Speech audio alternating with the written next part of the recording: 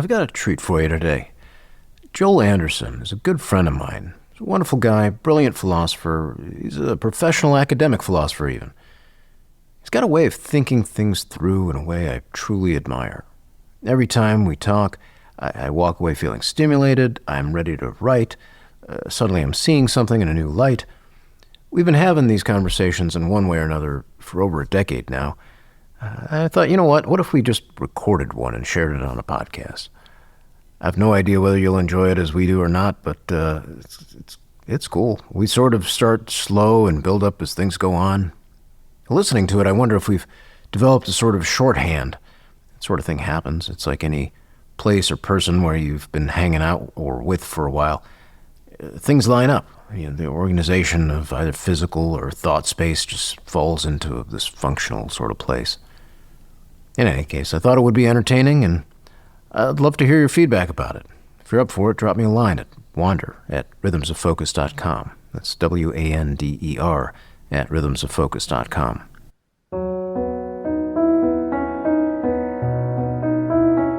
Welcome to the Rhythms of Focus podcast for wandering minds who are tired of feeling that they have to force themselves to make things happen. Maybe know that when things line up well, that tendency to wander actually becomes a powerful wave of focus. I'm Dr. Kourosh Dini, fellow wandering mind. It wasn't that long ago that I struggled to make things happen, whether it was to remember when to pay a bill, do things over time, or look at a list without feeling repulsed. Fast forward through years of study and practice, I can now not only deal with the world, I can be creative, playful, and engage in the ways that make sense to me. I can be a doctor, musician, father, still play games in the evenings. I've created this podcast to share these ideas so you can do the same, hopefully with a lot less of the troubles I needed to go through to get here. Whether you have ADHD, deal with anxiety, or just suffer from a powerfully creative spirit, I invite you to join me in this weekly podcast to start finding your own way to a calmer, more intuitive space. Please note, I'm not functioning as your doctor, psychiatrist, psychoanalyst, therapist, or otherwise. This is here for education, if not entertainment, and I do hope you enjoy it.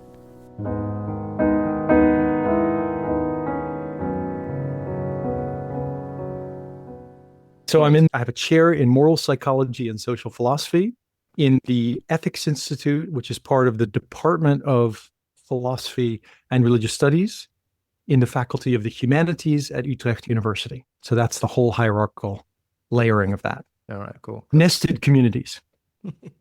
We've been chatting since I was trying to find the first email between us, and the earliest I found was 2014, but it looked like it was in the middle of a conversation. Yeah, it always feels like that with you. That as whenever we pick it up, it feels like we're just in the middle of a conversation that's been going on for a while. So totally. Yeah.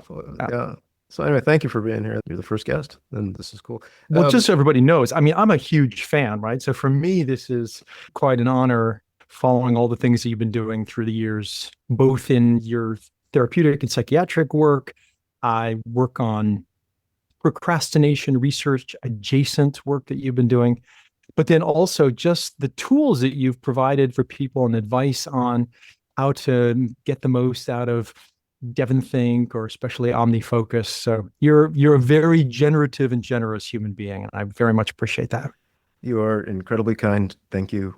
One of the things that I really enjoy in our conversations is how stimulated I feel, and that I feel like we really get into stuff. So at the risk of going all inside baseball during this talk here, I'm totally fine with it. We might just jump in and dive in and talk about concepts and how do we define it? How do we present it to the audience, right? No, and really, I think one of the times when we feel most alive, I mean, you put it in terms of play, right? I mean, for me, I think it's a big part of what drew me into philosophy, exploring the possibilities of various words and concepts and ideas is, just like what you're doing if you're noodling on the piano or trying to solve or other people are trying to solve some problem or a creative endeavor. You've got this canvas and you're trying to figure out how can I represent something with the paint I've got. It's this exhilaration that comes from seeing opportunities and being able to just give yourself over to that creative elaboration of what's going on there. And I think conversation is a great context in which that happens. Totally. That discovery. I like that phrase give yourself over. Yeah. One of the concepts that we talk about is agency is one of the main things I get into, and defining it as being able to decide non-reactively or decide and engage non-reactively. But in that Yeah. idea of play and discovery and creativity and all that, that give yourself over, it's like, do you suspend that? Do you let that go, that part of you that has to pause to decide? Or then there's this other phrase that you said, I think the last time we spoke, which was agentic play. I'm like, oh, wow, this is Yeah. a nice blend of ideas. And that just idea of like creating the space, right? So we're trying to invite the muse, give ourselves over to like be able to invite that flow. And the job of the practice, the job of the work, the what thing we do is we create the conditions for it, and then we become it. Yeah. I mean, there's this wonderful word that I love using for capturing some of this, affordances, right? So affordances for thoughtful and intentional play, or affordances for insight. I mean, it's got this notion of an invitation. So it's a bit of an odd use of the word affordance, but it was developed by this very thoughtful, what's known as an ecological psychologist named Gibson. And this notion of an affordance is like a chair. There are chairs that afford sitting. They just like invite you to sit in them. Or you have a well-designed, one of my favorite examples is, you have doors where you want to know, should I push or should I pull? And a well-designed door has a flat panel on the side that you should push, and has a handle on the side that you should pull. It in a certain sense, it creates it prepares you for an experience of flow. It signals to you what's to be done and invites you to engage in a certain way. And I think that contrast we're all too familiar with, that contrast between a work setting in which there's various tasks you need to complete that is aversive. And it's like everything feels like a barrier. There's things that are pulling you in all kinds of directions. And then there's those contexts in which you kind of this alignment of what you need to do, what you want to do is kind of ready to hand there. It's just inviting you to take those next steps. And that's what you're doing in all the work you do, with like whether it's setting up a to-do list in such a way that when you get to the to-do list, you're not suddenly confronted with raw panic of where do I even start, but that it's a manageable, kind of welcoming space in which to exercise your agentic freedom, your agency. I love that phrase, affordance. You'd even had at one point, I think it was a paper you'd written or something, where you had like that was my inaugural address. And we can make a link available to that. I mean, I don't know if people want to see some pomp and circumstance of a Dutch formal lecture. So I have this. I mean, because I just love playing with these different images. I heard you actually using trellises. We had a long discussion of the use of scaffolding, trellises. And I think of kind of affordances as another species of that genus, right? So these are ways in which our environment is structured so as to be supportive of our agency. Yes. When we look at, for example, the to-do list you bring up, it's so easy to be repulsed by it. It's so easy to look at it because it's been written by someone else. It's been written by past self. It's been written by, right? Who was that jerk? Right, exactly.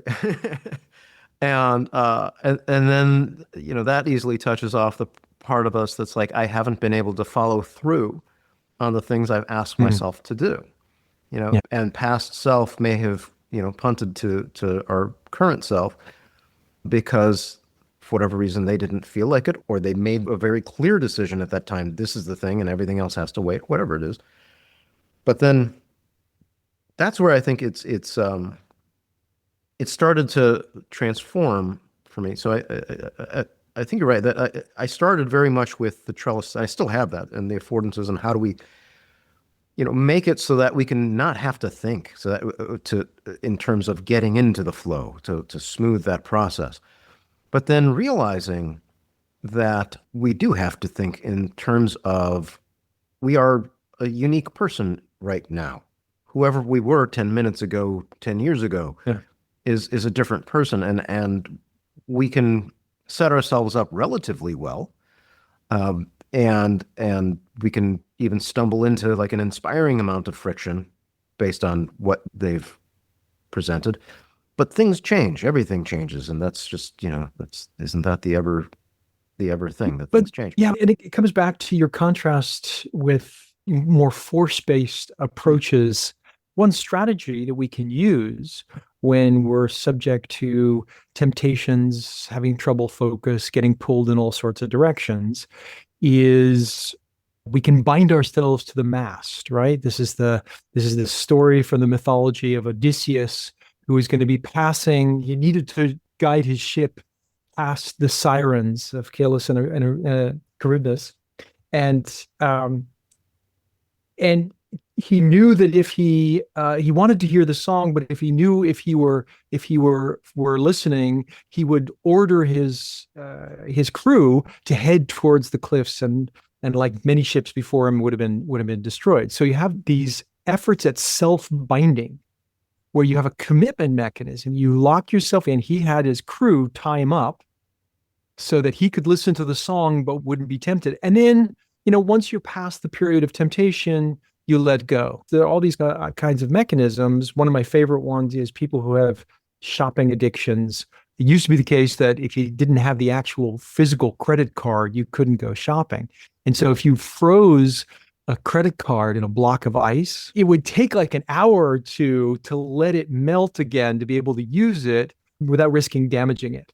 Or there are people who will take the router of their internet, their Wi-Fi at home, and they'll mail it to themselves. So they have to wait for the delivery of that to come back. So there are all these ways that are force strategies, right? You're being coercive toward yourself. And I think one of the things that really resonates with a lot of what you say is we should be really careful about reaching too quickly for those kinds of strategies, because you're relating to yourself in a mode of coercion, force. You're not respectful of your own need for freedom and choice and autonomy. And sometimes, frankly, we're in a really bad way and we need that. Maybe if that's going to be the thing that turns things around for you, then that's a strategy. But I think it's a strategy we should be keen to avoid if we can, right? If we rely on that too quickly, then we get into these relations of, as you've talked about in a number of these podcast episodes already, we're then trapped in that mode of using force to get things done instead of creating these affordances, these spaces, these invitations to the exercise of agency. All right. Now, let me throw out a devil's advocate type of thing. I don't know. Good. So I'm trying to think through the idea of force, right? So that we have, I have to start, or waiting for a deadline, or shaming ourselves. I often put it in the context of emotion, like this sort of negative emotion. Right. All right. So freezing the credit card. What a neat idea. I never thought of that. So or the mailing the router. So either one of those is that binding to the mast. I hear what you're saying, but could that be? How is that different than, let's say, turning off notifications to focus, right? I want to read a book. I want to read a physical book, and the internet is right there. So I'm going to take that router and mail it to myself, and that'll force me to, or at least it won't force me to read the book, but it'll remove an option deliberately, and I will be more inclined to read the book. I might also be more inclined to do many other things too, but it'll be one of the guides that'll start. So I guess the question I'm asking is, that's great. What's distinguishing that as a force, or as a as creating an affordance of sorts, a limitation that would help me engage in something I'm intending to do? No, that's really good, Kourosh, because you're right that from one perspective, you could look at all of these things as just a matter of reducing the number of temptations we're exposed to. Right. So why isn't that just, all of a piece with kind of setting up your environment? Yeah. And so I think at some level, you're right. But my sense is that we do want to draw a distinction between those ways in which we are as it were, indirectly steering ourselves, those ways of doing that are kind of coercive and manipulative, Yeah. and those ways of doing that are just, it's kind of like the care of the future self, and you know, uh, curating an environment that's supportive of yourself, right? And so it's like, when is something a helpful kick in the rump to nudge you along, and when is it abusive? When is something like a kind of patronizing form of paternalistic intervention, and when is it just giving good advice? Yeah. So I think this is, I'm not trying to just split hairs here, but I think this is, in one way, this is describing the challenge of finding the appropriate ways of dealing with our shortcomings, our tension, our giving into temptation, and so on. I don't think, like, if you're using the computer, somehow it's in a different category, because all of these tools can be used in more manipulative or more supportive ways. But I just want to underscore this idea, which I think aligns with what you're saying about the contrast between play and visit on the one hand, and like force and shame on the other side. It aligns with that to say there are ways of relating to ourselves that might increase our productivity, but at the cost of treating ourselves manipulatively and without self-respect. Okay, a couple of thoughts. First, splitting hairs is fun. So let's go ahead. I hope the listeners can split along with us. Yeah. Second, no, to your point of there is very much that thread, I think, that has been out there that has been subtly called and sometimes quite overtly called about like a meaningless productivity. A productivity that's just Kind of empty. yeah, or the productivity for productivity's sake. I think the best way I'd heard it was when someone I'd been talking to described it as, I get nauseous when I hear X or Y person, like that, their way of approaching it. And there's something revolting. There's something that happens that I think it touches on that feeling of you just need to force yourself more. Or you need to work harder. You need to, and these words are not well defined in themselves. So, all right, I'm not sure where I'm going with this. So, apropos to the wandering mind, allow me to wander for a moment. Conversations are affordances for wandering minds. Yes. So hard work, for example, what is hard work? And people will have this picture of like sweating and this angry face and whatever. I make the case that hard work is emotional work. There is an emotion involved. It could be complexity, which is not emotion. Overwhelm might be, because of complexity could also be fun and an engaging puzzle.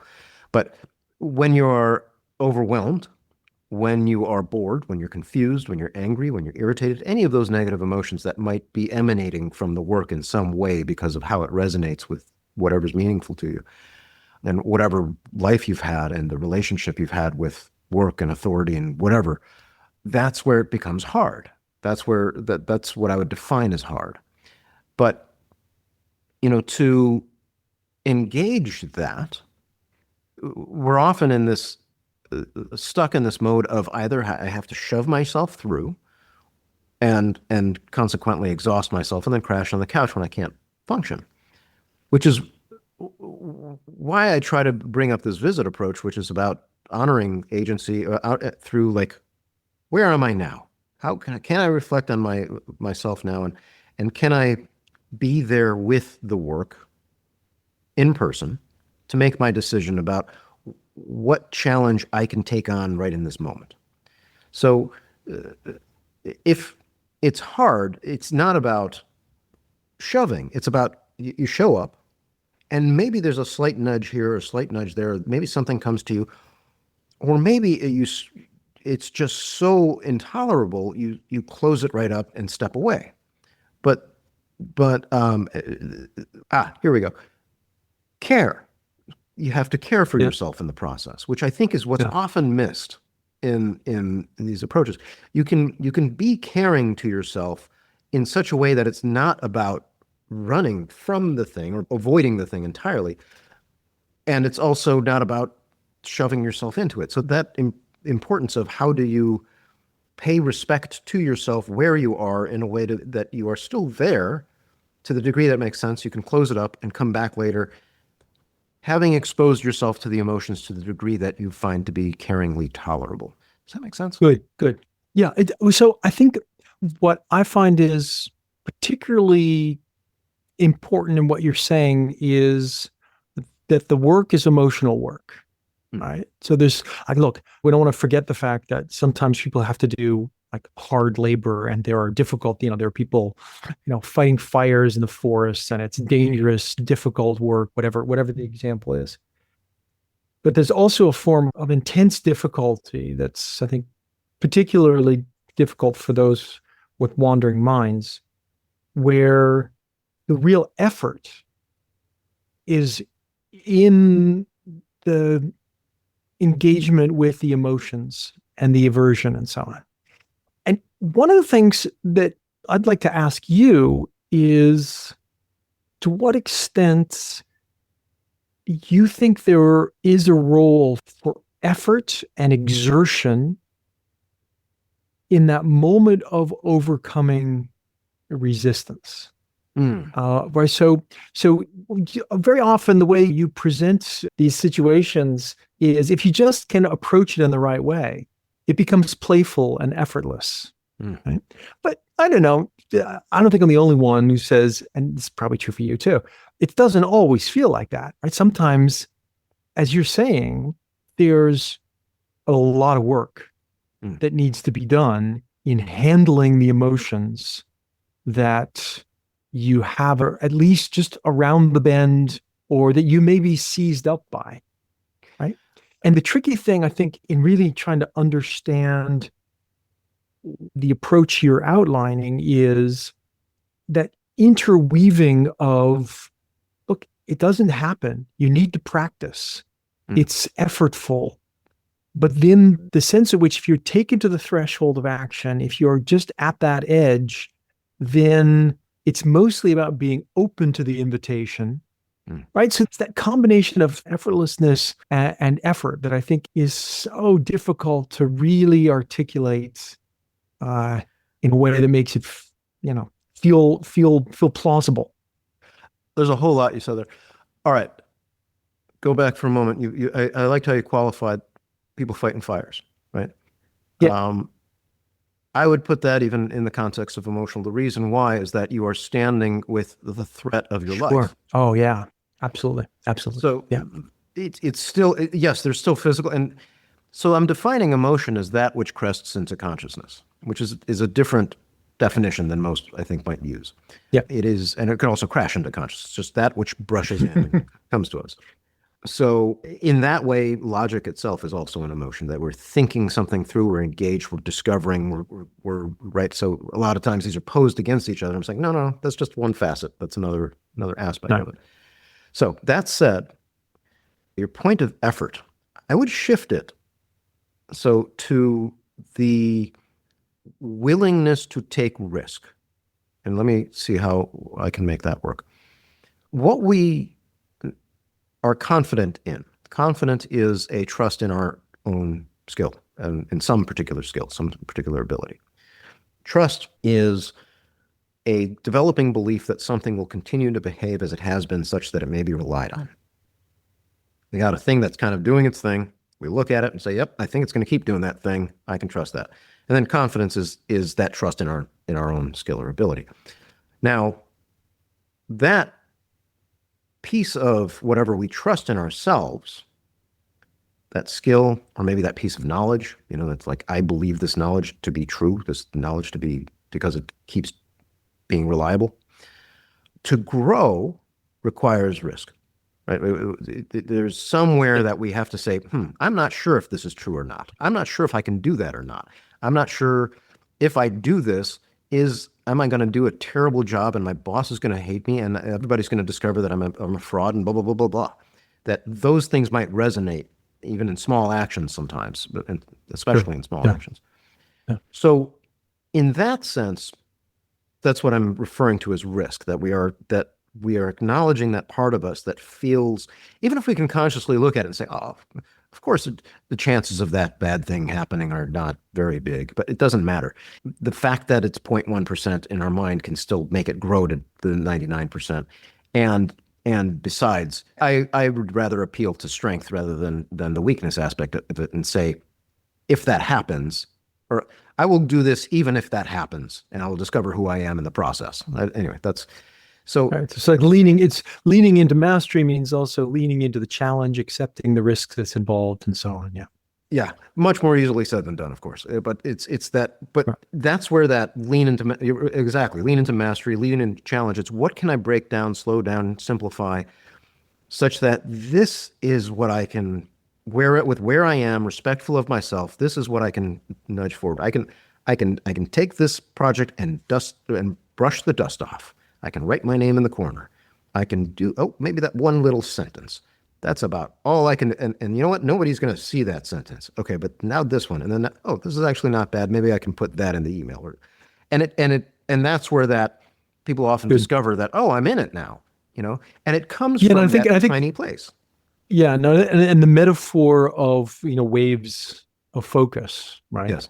I'm still committed to getting you on a boat at some point to give you more experience with these nautical metaphors. But what happens when you're on a boat and there's a wave coming is you go up the wave, and there's this moment where you're sort of at the crest of the wave. Yes. You could actually get thrown back. Right? If the wave is powerful enough, you don't make it over. But there's that sort of moment in which you're on the border between being thrown off guard or just plunging into your next engagement with the task. That moment of uncertainty, of risk, but also, if you can stay with it, then it opens up the possibility of following the wave over to the other side and getting some real momentum going. That's the ideal visiting point of the visit. It's that edge of action where you can just as easily step forward as you can step back. It's that if you can make it to the stuff, but it's more than just the stuff. It's, as you point out, that edge, like, I'm here. This is where I decide. This is where I could move forward or back. And that's where that heightened agency is. It's because you can pause in that moment and acknowledge the options you have before you. That's where you say, Good, but now let's come back to the hard emotional work, right? Okay. Yeah. For many people, and for probably all of us some of the time, getting to that point is actually hard. I mean, there's a sort of infinite regress here of I need to get over a threshold to approach the next threshold, to approach the next threshold. It's finally going to get me to a point of taking action. And so there's this concept that I've written about at various places called second order procrastination, which is various things you could do to address your tendency to procrastinate. But you procrastinate about doing those. Yes. So, there's the same problem here. Like if I could just kind of if I could just get myself to the point, I could just force myself to the point where I'm at the edge of action, then I can have this natural flow experience. And then the hard thing is, okay, Dr. Dini, how do I get there? Right. And isn't there effort and kind of hard labor involved in getting yourself to that point? And if that's the case, then maybe that's what I'm scared of. Absolutely. So, okay, a couple of thoughts. One is the second order procrastination. The thing about procrastination is that you're avoiding an experience. There's something about this experience that is emanating something negative that consciously, unconsciously is, I can't tolerate this. So the second order of procrastination, like if you were to do those things to avoid the procrastination as a mechanical means, you're not addressing the anxiety. You're not addressing the tension, the frustration. Right. So that's where the work is. The work is in what is it about this thing that is terrifying to me, upset, and it may not be clear. It may just be this vague fog, this vague dread. And you're right in that that's where the work is then. That if you cannot get physically to, let's say, open the document on the computer to start the report or whatever it is, then it's where along the path there, maybe physically if you want to put it that way, but even then it's still metaphorical in some way. It's where on the path there are you greeting that tension to the caring degree that works for you. So oftentimes it winds up being, I'm on the couch, I can't tolerate it at all. And I'm making for the case of, okay. I'm working on this thing that I'll eventually turn into, I think, a webinar at some point, but it's like this kind of hierarchical set of binds, right? So the binds that like, whatever. Yeah. And the very base, very bottom is drift, do nothing. And which is very powerful in its own way. It could be very useful. It could be, and it's a pause. It's right. Yeah. Just floating on an inner tube on a warm lake. Yeah. Just being there. Yeah. The next level up is considering. Can you picture this in your mind? Right. So here can you picture the report? Can you picture anything about it? Can you picture just what about it can you put in your head?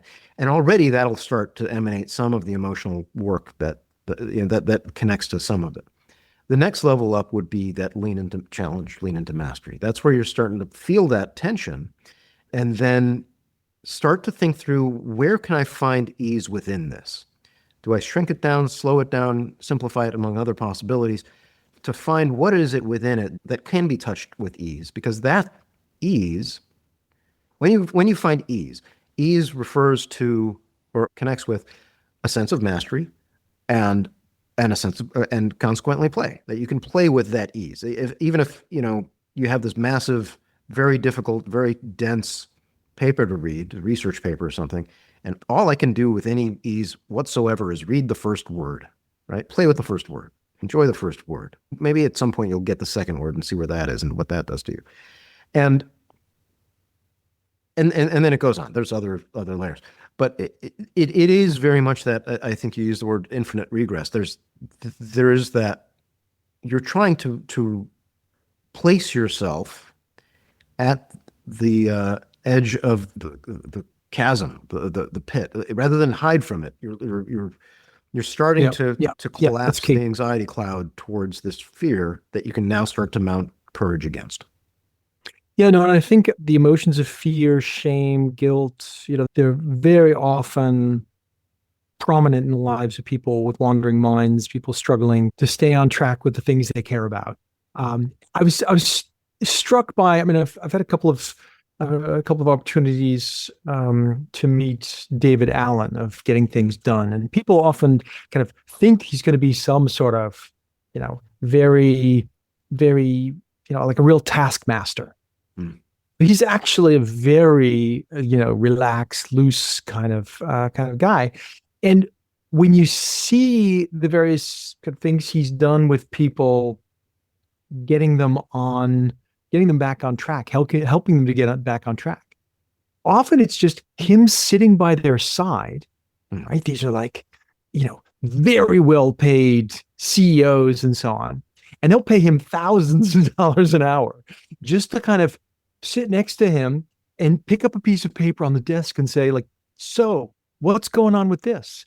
Where does this fit in? What's striking about that is so much of what seems to be a barrier for people that he's helping them out with is just being present with the tasks, facing the music. Facing music sounds, it can be terrifying. It's, it could also be in this mode of force and coercion and so on. But it's also just, okay, I'm going to mindfully acknowledge this is my situation. And once I can be with it, then I can start moving towards the edge of action. Yeah. But it's this fog. You described this fog, which I think is a common experience related to wandering minds, where you got this little lingering, lurking sense. Yeah, there's stuff I should be looking at, things I ought to be devoting my attention to. I kind of know at some level that it's there, Hmm. but I want to stay far enough on this side of the fog that I don't really have to confront it. And often what happens is when you sort of clear the fog, you step into the light of the day, you lay the things out that you need to do. It's still a lot of stuff you've got to do, and you're going to have to work really hard. Hmm. But it's the terror management has been taken care of, and you can just shift into the mode of, okay, let's crank some widgets. Let's see what I want to do in this visit to the tasks. What, one of the things that I think David Allen did that was so brilliant for me was his concept of trusted system, right? Trust that Yeah. we were just talking about before is trust is, trust versus mistrust. That's like, Eric Erickson, psychoanalyst, stage one. So fundamental. So fundamental. And I think a lot of people lose sight of the fact that it's not just the infant that does that. It's all of us, all throughout our lives. We are always trying to establish what can we trust and not trust. You're a psychoanalyst, of course. We're all infants. We never stop being infants. As am I.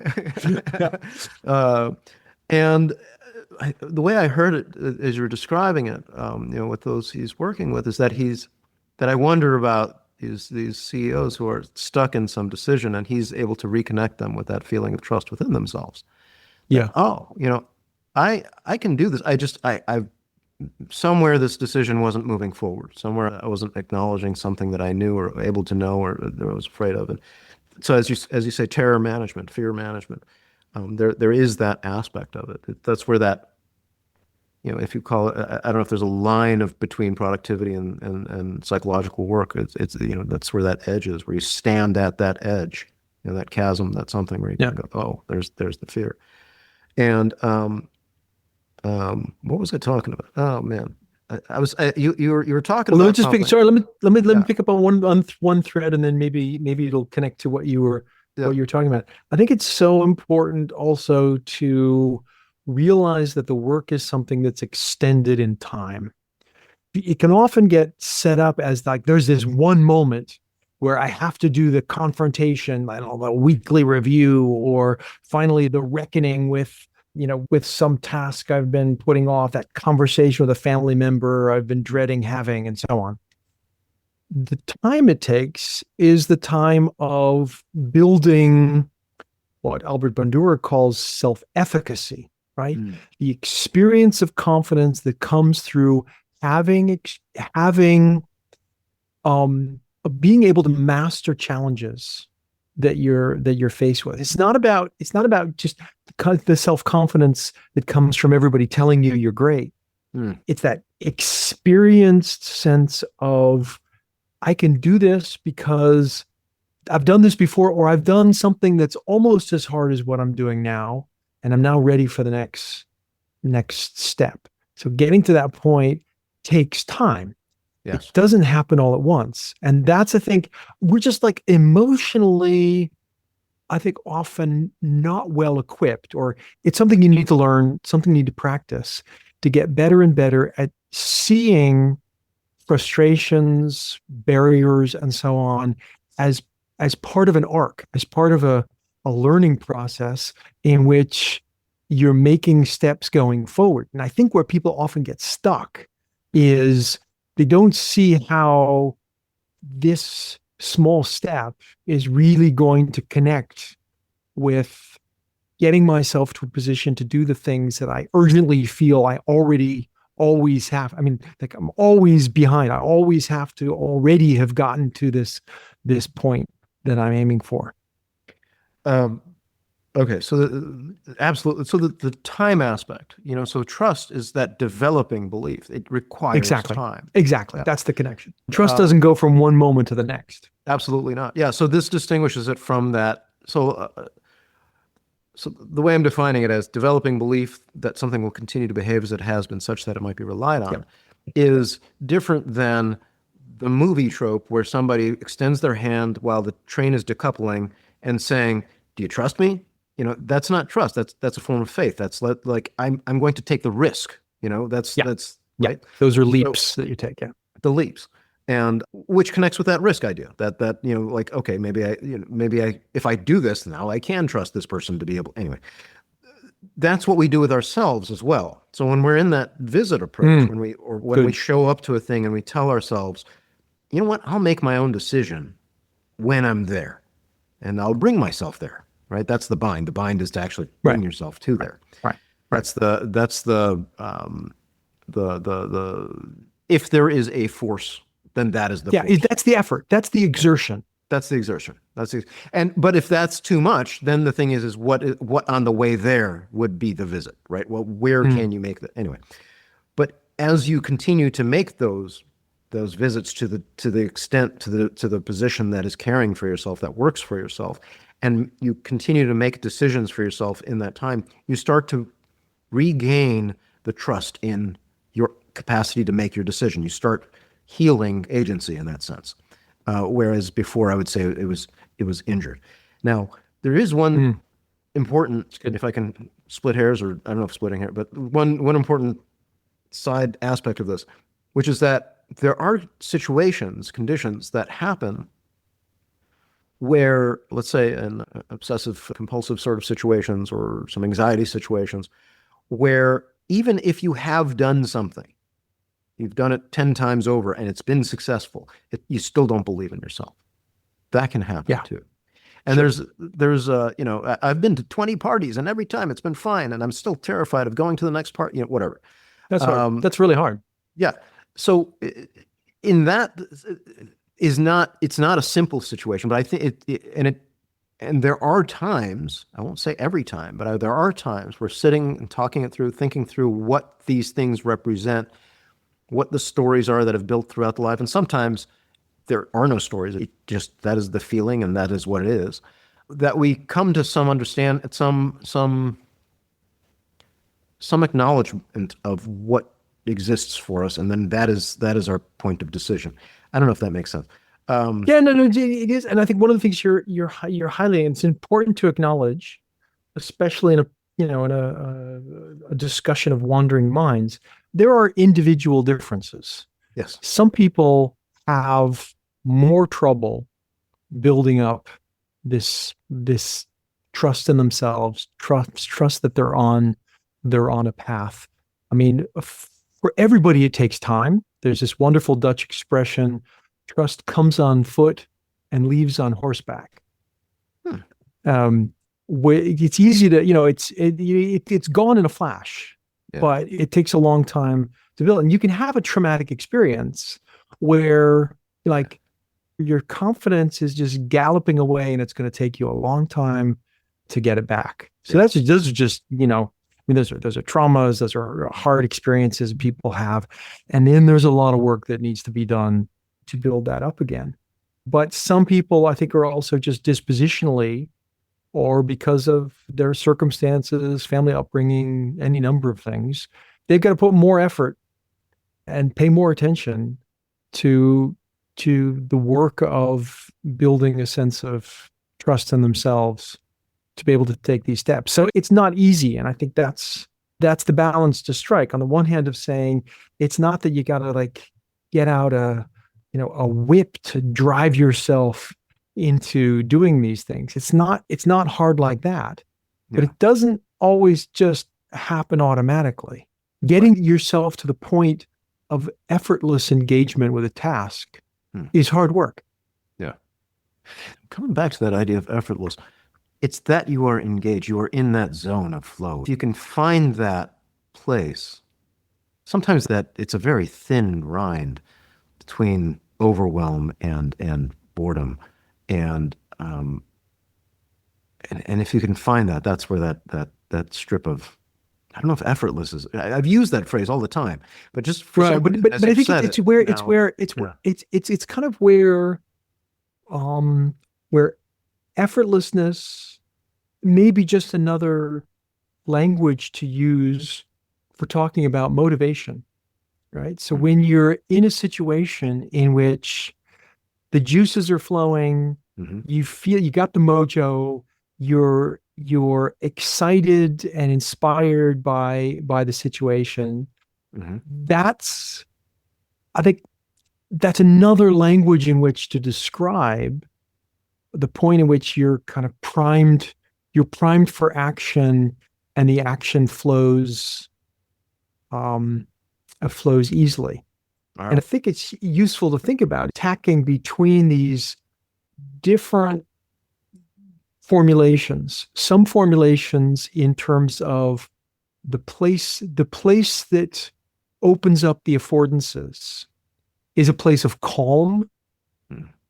versus the places that are a space of excitement and motivation. I think both of those could work. You tend to highlight the opportunities for rethinking action, effort, and agency in terms of this acting from calm, Mm. from a sort of situation of being at peace and Mhm. just taking that breath as you're contemplating the action. Mhm. And what's important about that is it helps to dispel the assumption, like, I'll just wait until I feel like doing it. Yeah. Right. Which is like, I'm waiting for the muse and waiting for the juices to get flying, waiting to be like excited. And we're not always excited to do Mm. things. Right. So there is a way in which a kind of lower energy state can still be one that leads to action, Mhm. if at least you can put to the side all the fears and the anxieties and the aversiveness of the situation. But I think Uh, sometimes it's also true that for a lot of people, they get started just because they got a running start. They're really excited about mm. something, and maybe they didn't even but they like, screw this. I'm not going to make a list of 5 things and pause thoughtfully about which one of these ones I'm just plunging right in. I'm Yeah. I'm stoked to I'm stoked to get into the action. So I think there are different ways in which people can get things done that are all kind of forms of motivation. So once again, you say a whole lot, and I'm like, my mind just goes, ah. I have like 5 things. No, that's great. So the way I'm picturing it is like, okay, so there's this. So first off, totally, so many different ways of getting in, and there are many times that I wake up and I'm like, I know I got to do that thing, so let me do that thing, and I go and do Yeah. the thing, Yeah. and I don't sit with the list, or I don't even pause. I know where it is, and I go. Yeah. The idea of motivation is, You don't like that, do you? There's something about it that bothers you. it does bother me, and I haven't figured it out. Like I Okay, like good, good, good, there's good. there's some aspect of it. I think of it as there's multiple ways, right? There's like these sort of like, I would like to do this, but I'd also like to do that, and I'm also tired and I want to take a leak, whatever it is. So you've got a bunch of Yep. things that are going on, and sometimes a large idea, and sometimes small, and they're all in the same place. And so I think of motivation more as like the single, or maybe a few aspects of that wave of present experience. It's not all of it. Because we might have the motivation to do something, but still have also competing motivation to say, I just don't wanna, which that I just don't wanna Mm. is often an amalgamation of like 10, 20, 100 other different emotions and things and thoughts and feelings that might relate to the work itself, as well as past relationships and who knows what else. So that's one thought, that in being there with it, the hope is that those affordances that we are creating for ourselves and being there, or simply being there as its affordance in itself, maybe, would start to align some of these waves in some particular direction. That you start with resting your attention on the object, which might appear to be calm. Maybe there is a calm aspect to that, but resting your attention on the object you intend would help align. Now, before you get there, though, Mm. he also said something about putting aside fears. And I would put it in the line of maybe not putting aside the fears, but acknowledging them, recognizing them, seeing all of the feelings as they are, and then resting your mind where you'd like to head, not ignoring the other ones. They're one of the things in meditation. We often think of pull our there's a distraction, pull my mind back to the object. And there might be that. There is that, certainly that meditation. But I've personally found it much more useful to say, oh, my mind went there. I acknowledge its presence, and I would like my mind to be here, or I rest my mind here. Those other things are still furniture in the room. They might go away on their own. They may not. But if I pull my mind back, I am creating more waves that don't need to be there. I'm ignoring, I'm suppressing. So that's what appears to be calm, but could be excitement. It could be any number of things. It's that acknowledgement of the experience and then resting your mind in the direction you'd like to head. Exactly. Yeah. No, so this has been really useful for me for understanding kind of how to position the approach that you're advocating, developing, have been practicing, and two contrasting approaches that you mentioned in a couple of ways. So the one contrasting approach says, the problem is you've got all of these competing impulses, and what you need to do is you need to suppress them.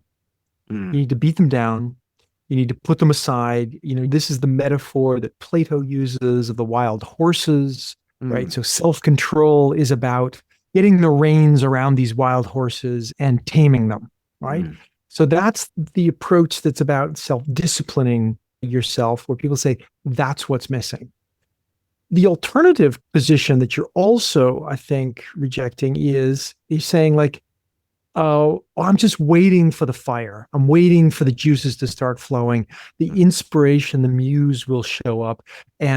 Or maybe I need a medication. Maybe I need a coffee. There's something external that's missing in me that needs to be brought in before I can start going anywhere. So in the one case, it's what you've got is a problem. In the other case, it's what you're lacking is the source of the problem.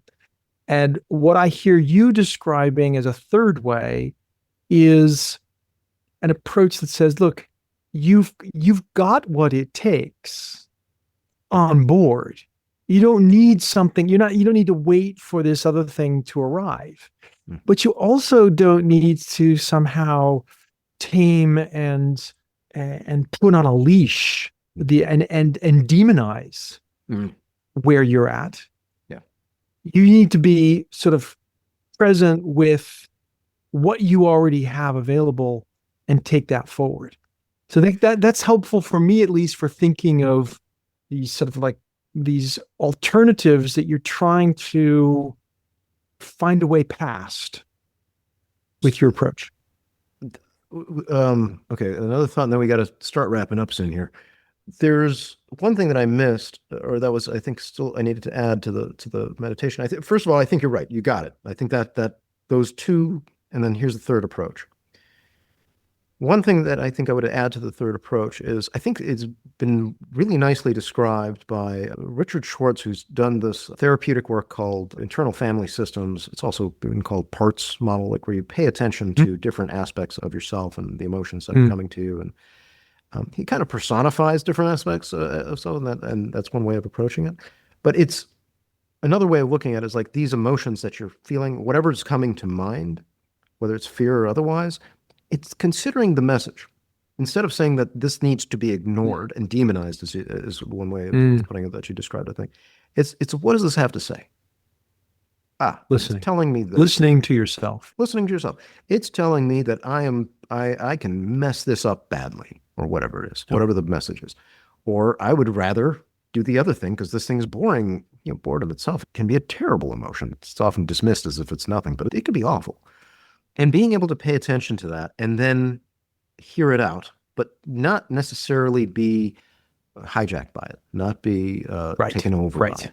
And that's what the agency is. That's where it's non-reactive. That's where it's like good. But the non-reactive, and I think it's important to highlight, the non-reactive is different from the I have these demons that I need to rupture and tie down. Yes. Right. Totally. Yeah. And once you start to hear them, this is the part that I like that Schwartz, I think, does a nice job of describing. Once you start hearing the messages and recognize where that part does not trust you and is trying to make you do stuff, however you want to phrase it, it starts to shift and change. It starts to become informant. It starts to become more like, oh, I see what concern you have.